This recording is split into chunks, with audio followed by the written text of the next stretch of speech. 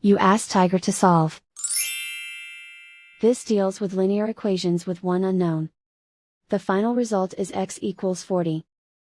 Let's solve it step by step. Simplify the expression. Break up the fraction. Find the greatest common factor of the numerator and denominator. Factor out and cancel the greatest common factor.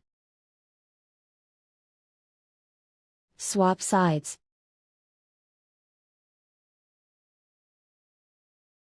Group all constants on the right side of the equation. Add 7 to both sides. Simplify the arithmetic.